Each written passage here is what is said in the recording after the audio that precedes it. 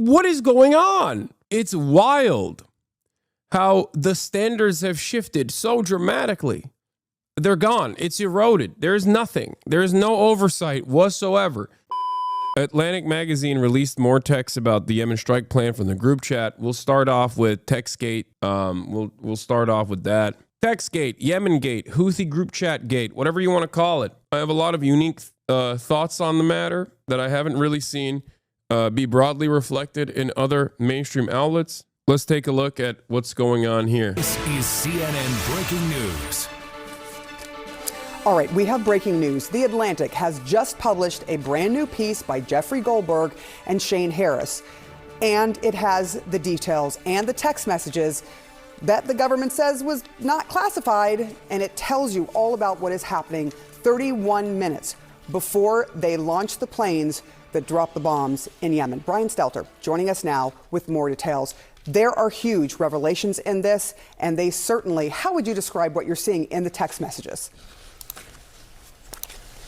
These are shockingly detailed descriptions of the bombs that are about to fall in Yemen. Sorry, I was blowing my nose, so I muted myself, and then I started hiccuping, so I can't even talk. And Jeffrey Goldberg is getting these details many minutes before the bombs fall. If this is not classified information, I would like the president to tell us what would count as classified information. Now, The Atlantic is publishing this on theatlantic.com because Trump and his aides have said that none of this is classified. That has been the main defense from the Trump White House in the past 2 days, that these text messages were a mistake. Goldberg never should have seen them, but nothing was classified. Nobody was in any danger. That's the argument we've heard advanced. Because of that argument, Goldberg went back to his colleagues and talked with his lawyers at The Atlantic, and they decided to go ahead and publish the text messages that they had originally withheld. Remember, Goldberg withheld some of this information because he thought it could risk national security, because it could have put U.S. military members in harm's way. So now he's decided to go ahead and publish the full unredacted text message chain with one omission. He is still withholding the name of a CIA employee because the CIA has asked him to do so. So that is notable. There still is something in these messages that is considered so sensitive that The Atlantic is choosing not to publish it. But yeah, of course the information is classified. What a stupid conversation to be having. I mean, the administration is so wrong. Yeah, obviously it is incredibly classified. You can't. The fact that they were having this convo over Signal is wild. All of this is wild. The fact that they accidentally brought up Goldberg. Our story begins in Yemen. As you guys know, the Ansar Allah movement, led by the Al-Houthi family, also known as the Houthis, which was redesignated as a terrorist group under the Biden administration under Operation Prosperity Guardian, has been maintaining a blockade on the Red Sea, which happens to be along their coastline. Biden spent $1 billion in Operation Prosperity Guardian to try and stop them from overtaking ships passing the Red Sea in an effort to thwart the flow of commerce that goes through Israeli ports. They actually saw a lot of success in this process. The people that, on the other hand, saw a lot of failure in this process was the American government. The American government spent $1 billion and did not end up stopping the Houthis from being able to overtake ships and make it virtually impossible and far too dangerous to allow commerce to flow through the Red Sea. And now the Trump administration is doing the exact same. In a circumstance like this, you have two options. You either try to bomb Yemen again, as every president has done prior, from Barack Obama to Trump 1 to Joe Biden to Trump 2, or listen to the demands that the Yemeni government is making, specifically looking at when the blockade on the Red Sea stopped. Because the blockade on the Red Sea did not exist pre-October 8. The blockade on the Red Sea did not exist during times of ceasefire. They very openly said, we're stopping our blockade.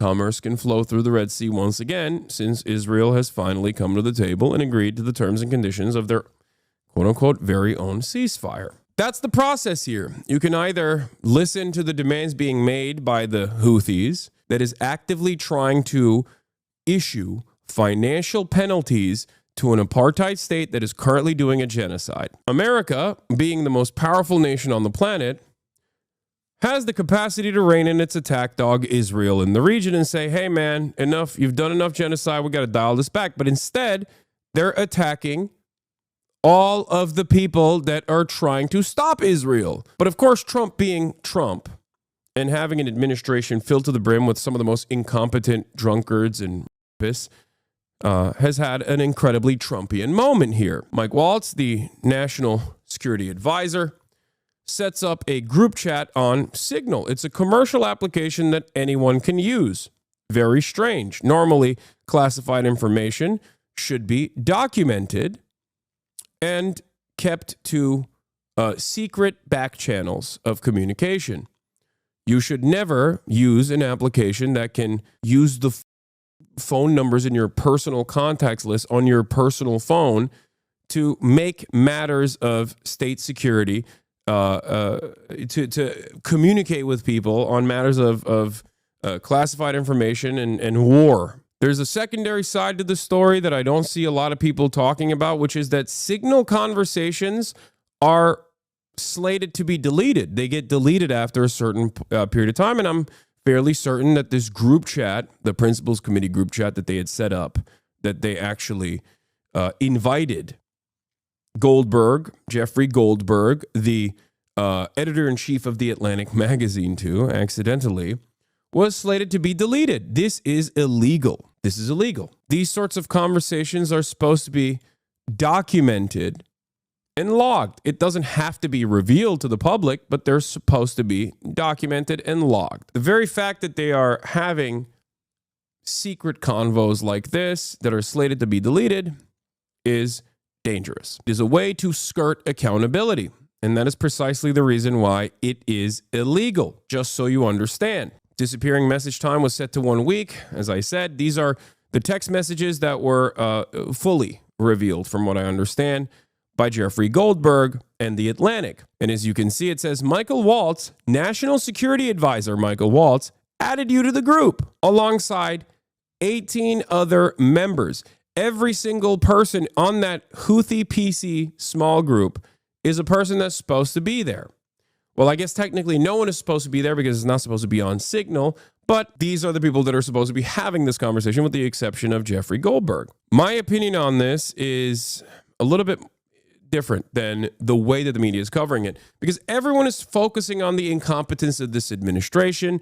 Everyone is focusing on the national security issues that this presents. As someone who thinks that the American actions against the Houthis is completely unjustifiable and on the wrong side of history and on the wrong side of morality, as someone who believes that the American State Department could do a whole lot of good and refuses to do so and does a whole lot of bad instead, I don't necessarily care that they are being incompetent.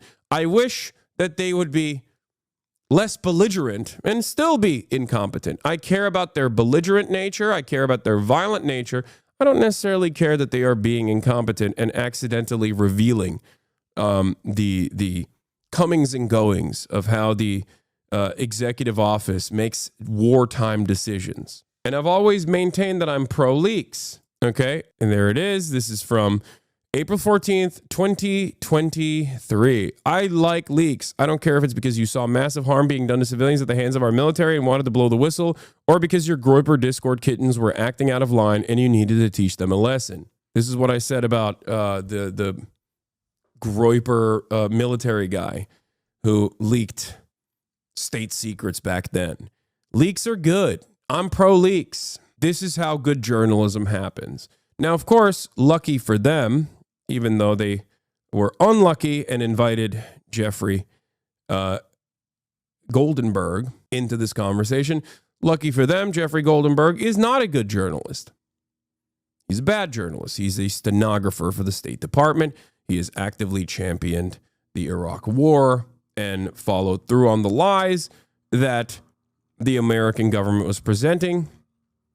So for that reason, he managed this in, I think, the worst ways possible because he's a careerist. That's precisely the reason why the National Security Advisor, Michael Wallace, had his phone number to begin with. Everyone's focus on this has been the hypocrisy, Hillary Clinton vindicated, or the fact that they made this like blunder, this very stupid mistake. And I get that. It's funny, okay? That part is funny. And their defense of this, the administration's defense of this has been even funnier. But I think it's still more important to remember that these guys are talking about blowing up civilians in the poorest nation on the planet. And for what reason? Because the poorest nation on the planet has decided to take matters into their own hands against a much more powerful nation in the region doing unlimited child murder in a genocidal campaign that they have enacted. I think that in and of itself is far more important to discuss, and I don't see anybody discussing that aspect of it. I truly don't see a lot of people discussing that aspect of it. But I digress. Let's get back to the drama of it all. But the headline here is that Defense Secretary Pete Hegseth did send detailed descriptions of the military strike in Yemen to this group ahead of time. Goldberg was able to read these messages ahead of time. He looked at it and didn't know if it was real or not, but then he looked on social media and saw that the bombs were beginning to fall in Yemen. People can read this for themselves on the Atlantic website, but what you see in Hegseth's message, the key message here is from Defense Secretary Pete Hegseth, and he specifies the timing for the attack, the first wave, the second wave, which military fighters were going to be used, and exactly what would happen when. So again, if that's not classified information, honestly, I don't know what is. Yeah, I mean, it's really interesting. I just want to quickly read one of the things. It says, time now, weather is favorable, just confirmed with CENTCOM. We are a go for mission launch. And then it describes in detail what they are about to do. So clearly, these are war plans over and over and over again. Pete Hegseth has said these are not war plans. This is going to be a very difficult thing for the administration to deny at this point with this being published. Thank you so much, Brian Stelter.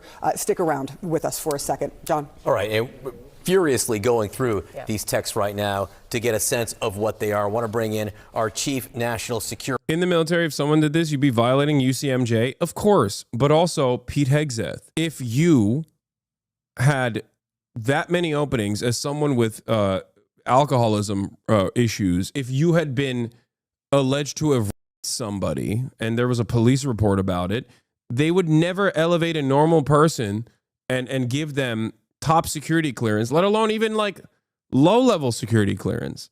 So yes, when you are at that level, when you are a dick rider of Trump, they just kind of let you do it. It does not matter. None of this stuff matters. How could they plan out how to bomb the most civilians possible using Signal instead of a skiff? Yeah.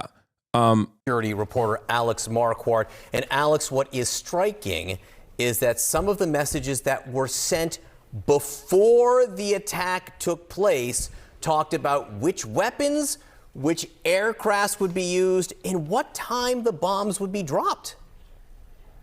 Yeah, and this all goes to the question of what are war plans, because the pushback that we have heard from the Trump administration and from Pete Hegseth specifically, who put the most detail in this chat, was these are not war plans. So that's what they're quibbling with. These are certainly strike plans because this is an extraordinary amount of detail.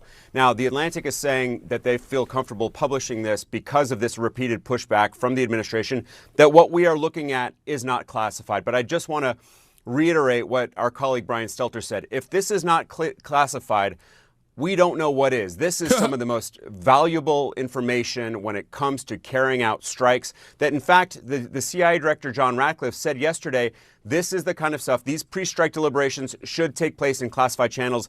They did not. So not only do we have all kinds of information about what was going to happen, we now also have information about what happened afterwards, essentially a post-strike assessment report, which is not something that we had seen in the original report from Jeffrey Goldberg. All he had said was that Pete Hegseth, in the hours prior to this strike on the Houthis on March 15th, laid out operational details, timing, weaponry, etc. So a lot more details here. We have at 12:15, Pete Hegseth says the first launch of F-18s. And then in all caps, as he's laying out the timing of how this is going to go, he writes, this is when the first bomb. What was the best way for Goldberg to have handled the situation, in your opinion? Never revealed that he actually has access to this data until he gets something that is so alarming that he writes about it. I think he just stays in the chat. If they don't recognize that he's in the chat, he just stays in the chat and he keeps logging for as long as he can. Or he reveals the plans instantly. That's espionage? No, it's not espionage. You want to know why it's not espionage? Because they up. It's not like he snuck into the chat. They added him. What do you mean? You can't say something is espionage. Put me down? No, I will not be putting you down. I'm going to shake you a little bit too. Shouldn't this one action already be enough? Like in any other administration, I can see this being a huge deal compared to now. No, nothing is a huge deal anymore. Would have been illegal for him to do this. He has an affirmative duty to let them know he f***ed up. They f***ed up, you mean, not he. I know what you're saying, but he can't just lay in wait. Yeah, I don't care. I don't care about the affirmative duty in this situation. I don't think you guys understand. I am an unconditional supporter of Edward Snowden, Julian Assange, Chelsea Manning, and many others. Okay? So you're not going to get me to go, yeah, he actually shouldn't gather as much intel as possible and then blow the whistle on all of it. What are you talking about? He's a journalist. The expectation from us as American citizens should not be to have journalists play ball with the State Department. Every single person, every single journalist should be inherently contentious towards the State Department. But because in the aftermath, especially of 9/11, this attitude has completely been shredded, that we don't even expect them to do journalism. We expect them to be good people that never violate any rules or laws. Like, what are you talking about? Virtually every big investigation from the Pentagon Papers all the way back to uncovering the massacres in Vietnam, shouts out to Seymour Hersh for that, they were all actions that were inherently against the State Department's opinions and goals. And they were illegal, technically. Modern liberals have unironically forgotten about what journalism is supposed to be. Playing ball with an administration and playing ball with a government is not what journalism is. But of course, that's the reason why Mike Waltz, the freaking national security advisor to the Trump administration, has Jeffrey Goldberg's phone number to begin with. That's it. It is the heart of the problem with modern journalism. It is part of the reason why people don't trust journalists in general. And I talked about this yesterday. Hey, journalists here, the reality is if you add a journalist or invite them into a room, you open yourself up to getting reported on. It doesn't matter how they got there. For example, the reporter going into your bedroom and reporting on your phone call with your manager, it is part of the game. People in chat are dumb. Yeah, exactly. Exactly. It's free game, baby. What is a journalist supposed to do? Then they have their job is not to do journalism. Their job is to be a stenographer. And you're openly recognizing that. You're openly stating that you want journalists to be a stenographer of the State Department. Like that's wild to me. I don't understand that at all. I tweeted about this yesterday and people were kind of mad at me for that as well. I said, where is it? Jeffrey Goldberg refusing to dump all the text messages in the Houthi signal chat is exactly why the NatSec advisor had his personal phone number. It is precisely the problem with fake journalists at legacy publishers. They're stenographers with the State Department. This person says he hasn't dumped them yet. They're going to be pulled by Senate Intelligence Committee after testimony from everyone involved that no classified information was shared. It's not ideal for Twitch streaming, but sometimes it's better to be patient. It's like, this is not about Twitch streaming. Like what? The expectation that you have to wait for the State Department to tell you what you are allowed to report is insane. It's crazy to me. Sometimes better to be right than to be the first to post about it. What? They think you were wrong because they got published? Wait, what? People were mad at you for that. Your replies are very stupid. Yeah, always. It's Twitter. Twitter is very stupid. Wait for the State Department to censor potential info that shows how dumb the admin is. Yeah. So here's the thing.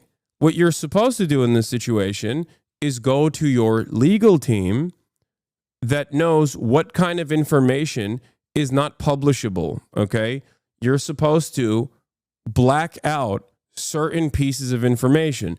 Like, you can't, there's an argument to be made about not uncovering, like, CIA operatives, for example. I understand why, you're not supposed to unmask active duty service members and put their lives in harm's way. It's a moral, there is also like a moral argument there as well in terms of like, do you want to be responsible for someone getting killed, right? Like, that's a thing that you have to think about.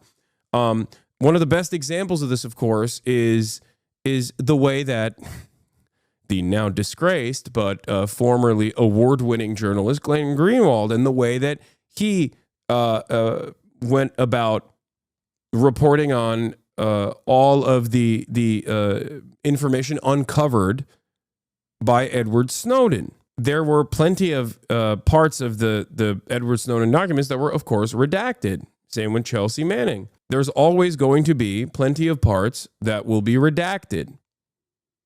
Okay? Now read your own tweet. What do you mean? I understand that part. Okay? I understand that. When I say dump all the text messages, I'm saying you can redact key aspects of it. Playing ball with the State Department and waiting for them to give you the go-ahead is not journalism. At no point am I saying you should wait for the State Department and get the go-ahead from the State Department. That is not journalism. The irony, of course, is that there are still parts of the text messages, from what I understand, if you get the go-ahead from the editor of the State Department, you don't get the Watergate leaks. Exactly.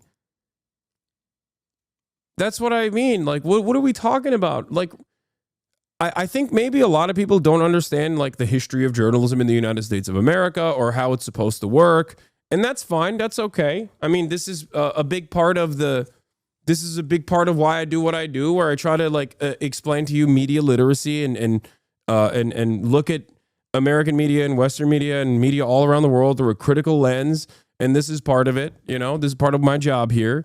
But so much reporting would just never be released if they waited on the State Department to give you the go-ahead, in which case that's not journalism at all. That's just, you're being, once again, a stenographer for the State Department.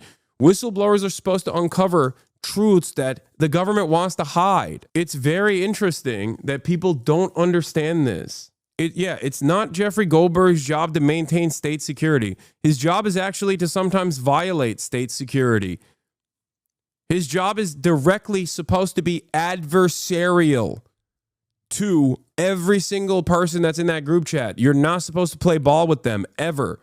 If you are playing ball with them, that means you're not doing journalism. You're doing the opposite. That's why I say he is a stenographer for the State Department rather than one who is directly at odds with it, which is precisely the reason why this conversation now is on the aesthetics and the silliness of the administration, and not necessarily the actions that were being taken here. Bombs will definitely drop. That is extraordinarily sensitive information.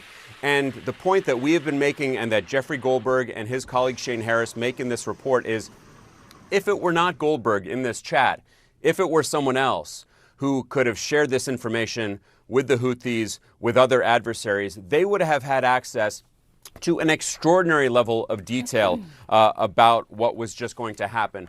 But I really do want to highlight some of the new information that we got here about what happened in the wake of this strike, because what we had understood was that Pete Hegseth and perhaps John Ratcliffe, the CIA director, that they had put the most sensitive information into this group chat. Here we have Mike Waltz, the national security advisor. He's also adding some extraordinarily sensitive information into this chat because he gives the group a sense of what happened in the aftermath. He writes that a building collapsed. He actually said that specifically to J.D. Vance, the vice president. He talks about this building collapsing, the fact that they were able to kill what he called the top missile guy who was walking to his girlfriend's building, and it has now collapse. So this is an after-action report from the National Security Advisor. He praises the intelligence community. He praises Pete Carilla, the head of Central Command.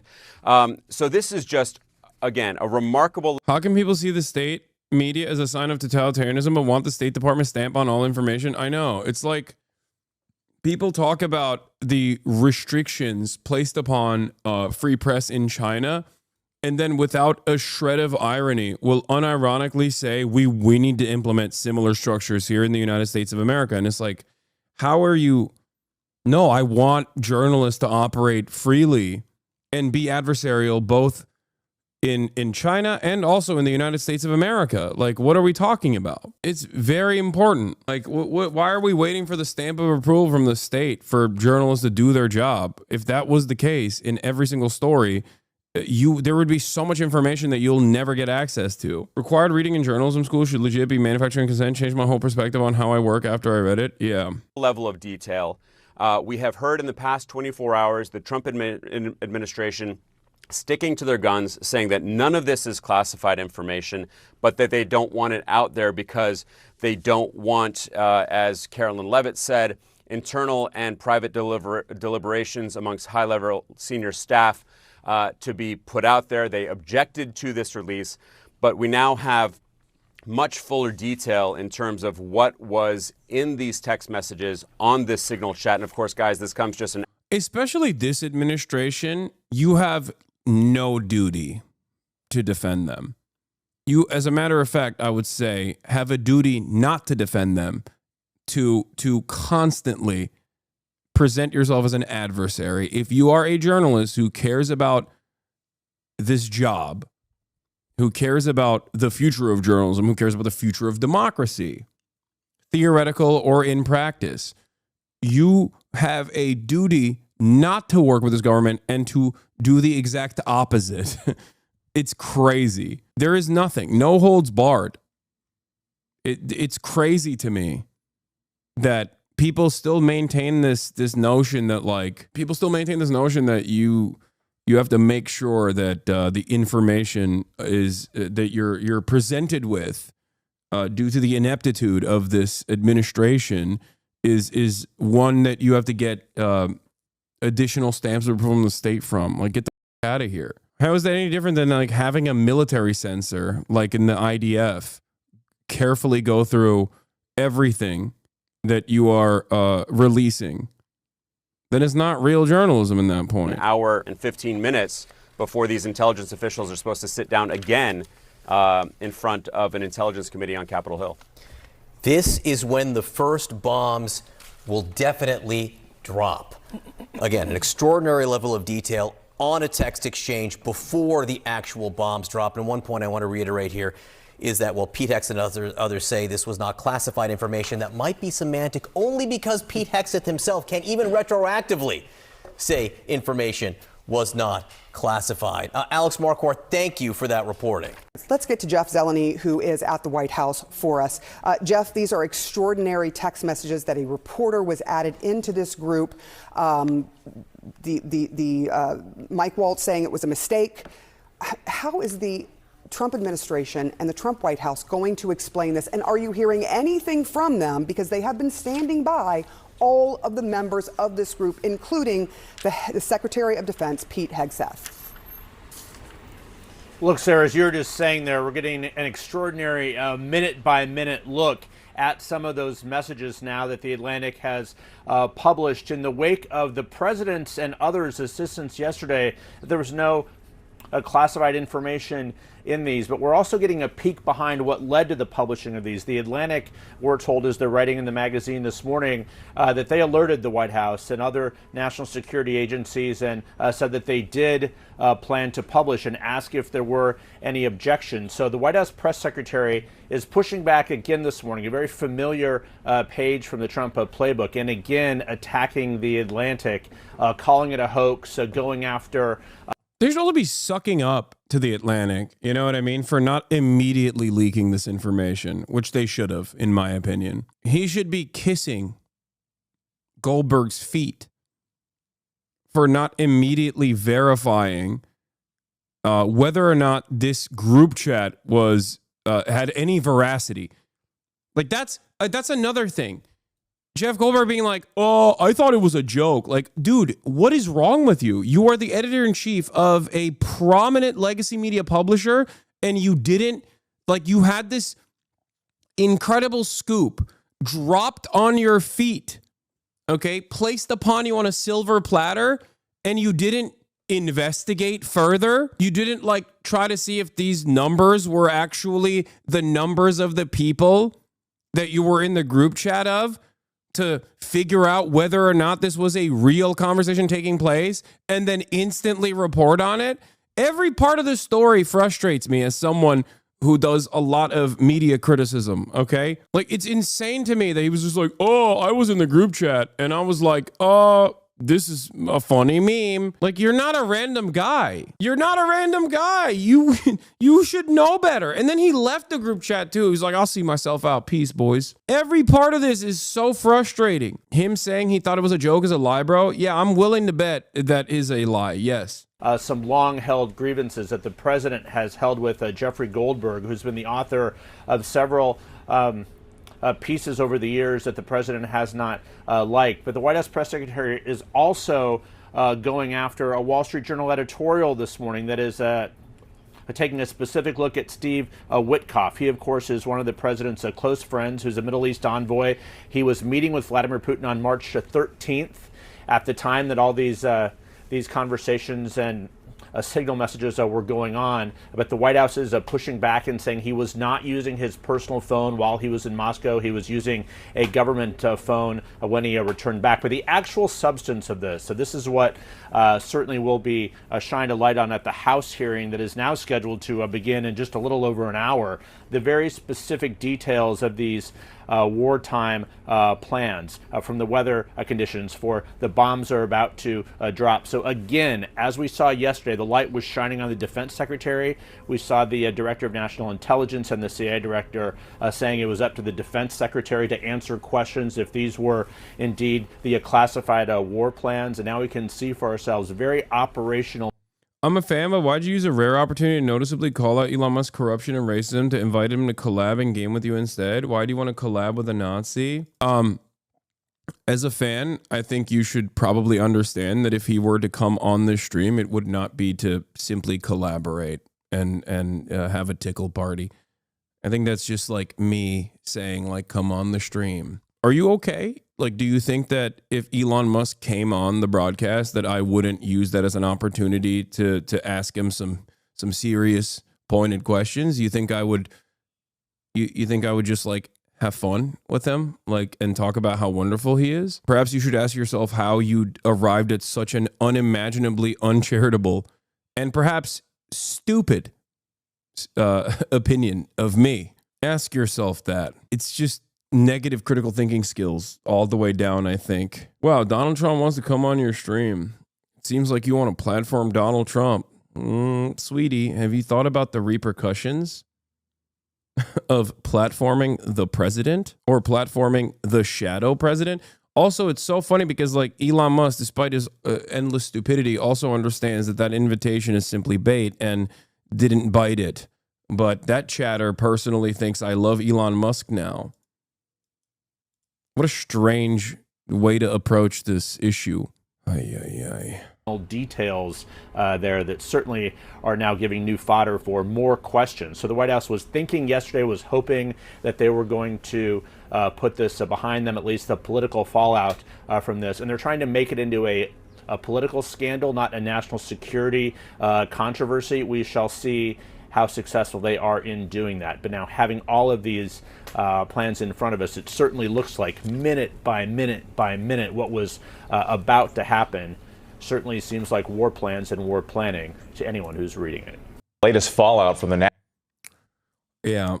national security breach in the Trump administration. A reporter mistakenly invited to a group chat about an attack on Yemen on a widely available messaging app. And top intelligence officials face questions, as you can imagine, on Capitol Hill as the president defended his national security advisor. Our chief global affairs anchor, Martha Raddatz, has the latest for us. Good morning, Martha.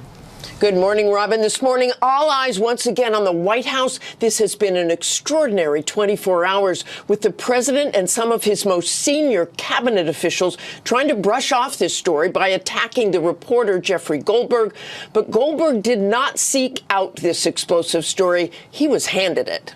Yeah, the media intrigue side of the story is actually shocking. Like, I haven't heard anyone from any serious news publication turn around and say, it's kind of odd that he didn't reveal this information immediately. As a matter of fact, they keep celebrating the fact that it was actually Jeffrey Goldberg and not some other scary person, like a person who would do real reporting on the matter.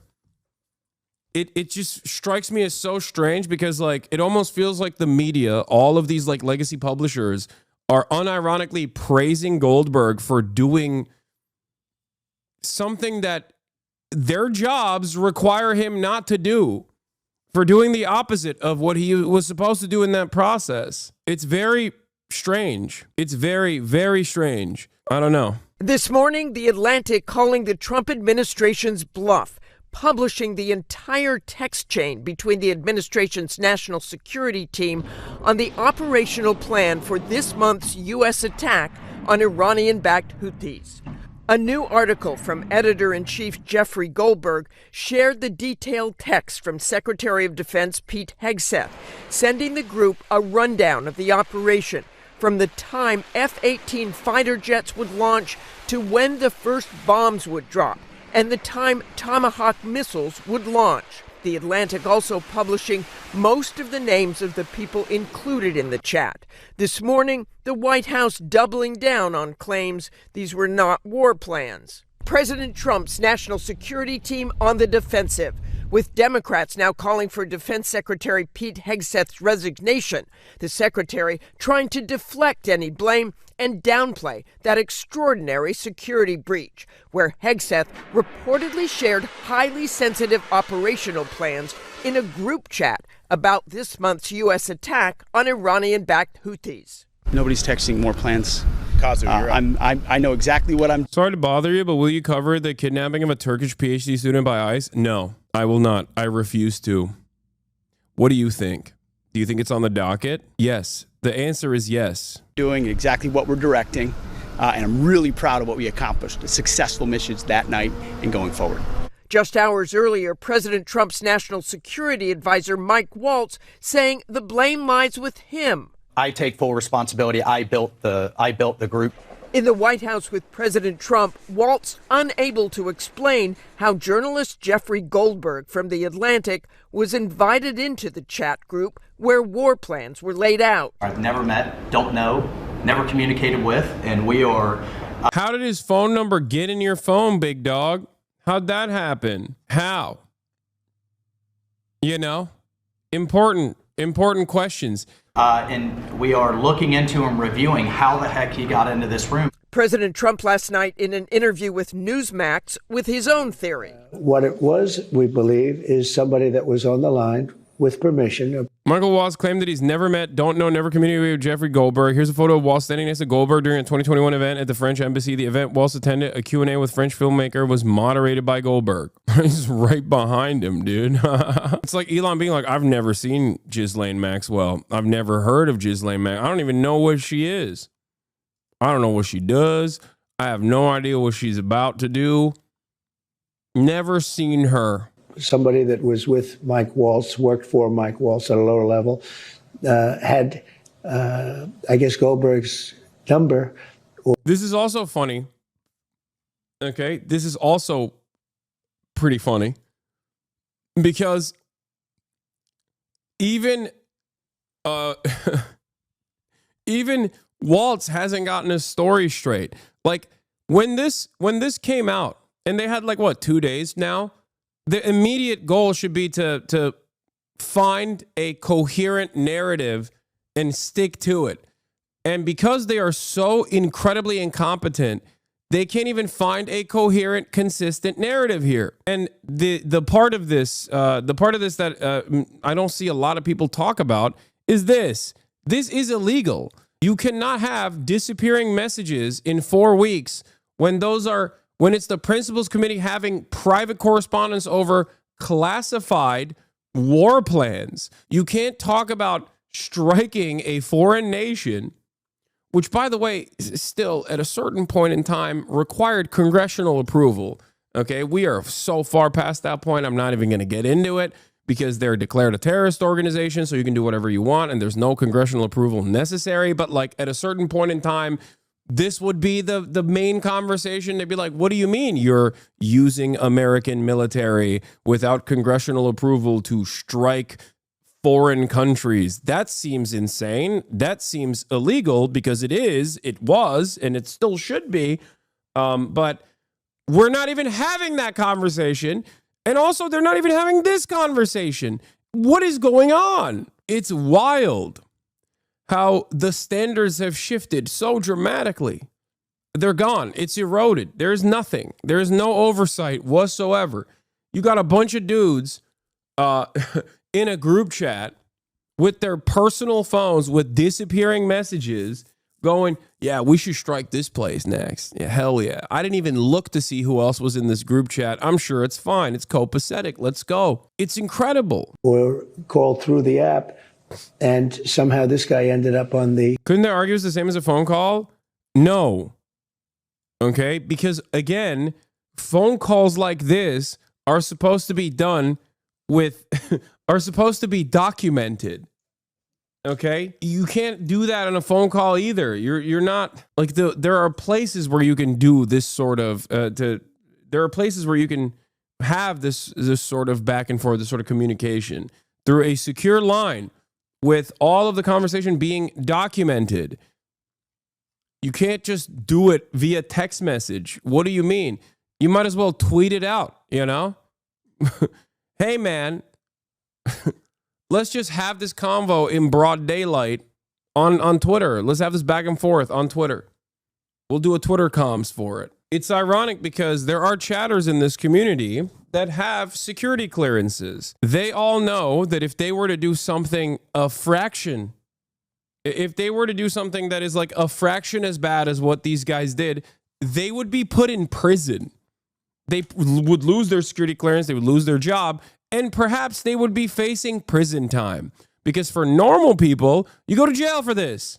This is not just like a minor violation. This is a major violation. Call. Goldberg says it was Waltz himself who added him to the chat on the app Signal, where he says he saw texts from Hegseth that laid out specific war plans, saying the plan included precise information about weapons packages, targets, and timing. There was no classified information, as I understand it. They used a app, if you want to call it an app, that a lot of people use, a lot of people in government use, a lot of people in the media use. Signal is an encrypted commercial messaging app, but it's not clear to transmit classified information or presumably highly sensitive war plans. Yeah, here's the video. A leaked private training video from ProPublica that uncovered the... Hold on. How do I... Yeah, so that's where things get really tricky as a political appointee. Here. And you mentioned emails a lot, but Michael, what are other records? Do Signal chats count as records? Yeah, so that's where things get really tricky as a political appointee, especially, for those who've never worked in federal government before. There's plenty of apps and other messaging platforms out there, whether it's deleting messages, encrypted communications, or whatnot. But all the agencies under the federal government are governed by certain records retention policies. So you have to be careful with whatever agency you're working at, that you're following those policies. That's another way that political appointees get into trouble sometimes, is they're using these encrypted chat platforms or self-deleting messages, and they are, in some sense, violating the law by deleting those. Because if you're conducting official business, whatever communication was transmitted to conduct that official business, that's a federal record, and it needs to be properly retained so that someone can request it under FOIA. And you mentioned emails a lot, but Yep, Michael, they know. Of course, it's illegal. Yes, it is totally not allowed. Big time. Okay, it's super illegal. You can't do that. There needs to be proper documentation. Like, even if it's not made public, it needs to be in the public record albeit the classified parts will be redacted, but you need to go back and be like, why did these guys make these decisions? Is crazy. Ironically enough, half of the conversation about like Hillary's butter email scandal was about this. National security officials are told to. Trump was like, lock her up. Talking about Hillary Clinton, which, oh God, it would have been so sick if he actually had done that, but he's a coward who lies about everything, including all the good things that he was supposed to do. But, you know, this is what the buttery mails was about. The buttery mails was literally this. To rely instead on secure rooms at the White House and elsewhere. I gotta pee. In 2021, a Pentagon internal watchdog report found Signal to be an unauthorized means of communicating sensitive information and breached the department's records retention policies. But even though the Trump administration is trying to deflect blame, Democrats on the Hill are pressing for accountability, grilling intelligence officials on Tuesday. This is utterly unprofessional. There's been no apology. It's an embarrassment. Senator, you need to do better. You need to do better. Demanding answers from the Director of National Intelligence, Tulsi Gabbard, and CIA Director John Ratcliffe, two officials who were on that signal chain. The growing scandal even has some Republicans breaking ranks with the administration. What do you make of the White House saying that no war plans were shared, criticizing the reporter? That's baloney. I don't think they ought to just be honest and own up to it. Gabbard and Ratcliffe will be back on the Hill today facing more questions, and the controversy could grow. The White House confirming this morning that Elon Musk's team is now involved in efforts that the White House says will make communications more secure and efficient. Robin? So many layers to this story. All right, Martha, thank you.